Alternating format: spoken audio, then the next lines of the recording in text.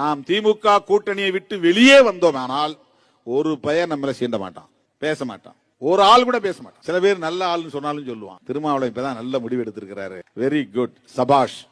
அவங்களோட நோக்கம் என்னவென்றால் அந்த கூட்டணியை பலவீனப்படுத்துவதற்கு யாரையாவது ஒருவரை சீண்டி ஆத்திரமூட்டி திமுகவுக்கு எதிராக செயல்பட வைத்து வெளியேற வைப்பது அல்லது வெளியேற்ற வைப்பது. உங்களுக்கு புரிகிறதா?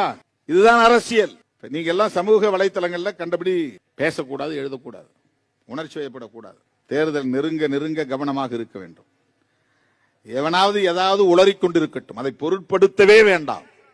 என்ன வேணாலும் சொல்லட்டும், அது ஒன்றும் பெரிய பாதிப்பை ஏற்படுத்த போவதில்லை. ஏனென்றால் அது உண்மை இல்லை, அதனால் அது பாதிப்பை ஏற்படுத்தாது. வண்டிக்குள்ள உட்கார்ந்துக்கிட்டு அடிங்க அடிங்கன்னு திருமாவளவன் தான் சொன்னாரு, கொல்லுங்க கொல்லுங்கன்னு திருமாவளவன் தான் சொன்னாரு. இது உண்மை இல்லை, அதனால் இது எடுபடாது.